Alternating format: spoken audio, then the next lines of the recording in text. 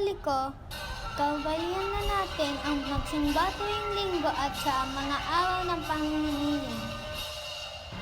Sa bayan ng Silang Cavite, isa sa mga binibisitang simbahan kung saan nakatago ang puso ng debosyon ng mga Silanggenyo.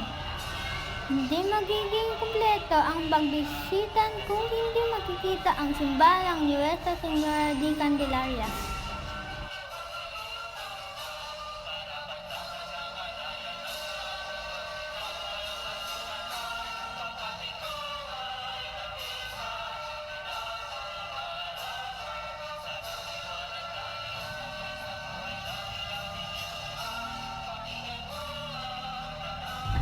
Ang simbahan na ito ay tipikal na Baroque church. Walang anumang detalyado at kamangha-manghang gayak sa simpleng harapan nito.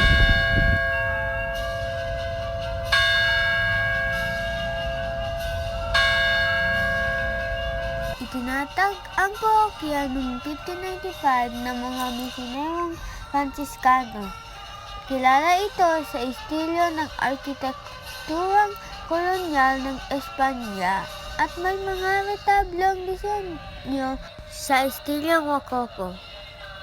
Retablo mula sa mga salitang Latin retlo at tabula na ang ibig sabihin sa likod ng altar. Ginawa ang mga retablo noong taong 1643 hanggang 1663. Mayroon itong tatlong retablo, isa sa gitna na tinatawag ng retablo mayor o altar mayor, na may mga imahe na nagpapakita ng mga kaganapan hango sa Biblia at buhay ni Maria, tulad ng pagbisita ng Anghel Gabriel kay Maria, ang panunuluyan, ang mga mago, ang presentasyon sa templo, at ang koronasyon. At ang dalawang maliit na retablo ay tinatawag na colaterales o retablo menor, na kung saan makikita sa kaliwang bahagi ang mga imahe na nagpapakita ng pagbibigay-pugay sa mga babaeng sa bagong tipan. Samantala, sa kanang colaterales ay ang mga paring Jesuita. Ito ay itinanghal ng National Museum of the Philippines bilang isa sa ating National Cultural Treasures noong 2016.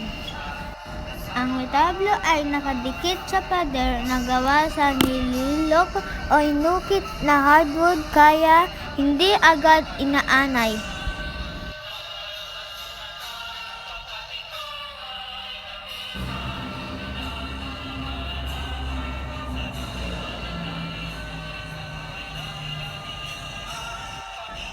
Sa likod ng simbahan ay mayroong kababang kawalan na ipinangalang sa isang paring Columban, isang Irlandes, na may pinakamatagal na naglingkod sa bayan ng Silang. Ito ay si Father Michael Donoher.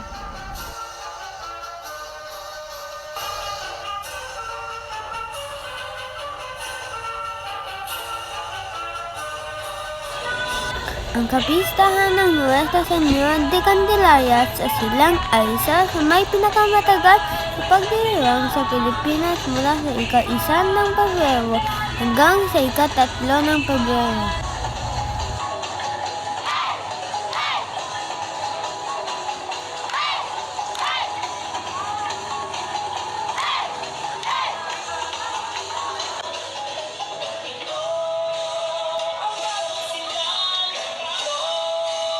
Sa loob ng maraming siglo, hinigni na ang debosyon ng mga Silanggenyo sa Candelaria at lalo ito lumakas sa paglipas ng panahon.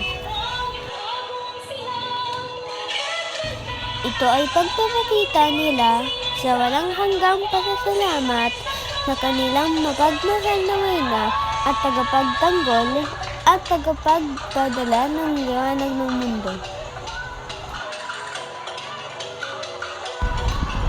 Sa taong ito, ipinagdiriwang ang ika-430 taong piyesta ng Señora de Candelaria.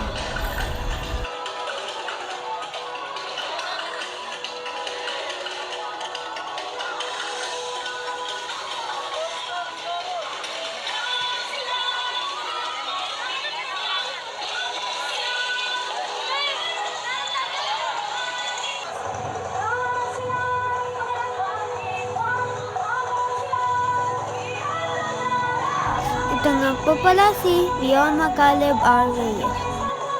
Lagi natin tandaan, ang buhay ay isang napagkagandang misteryo.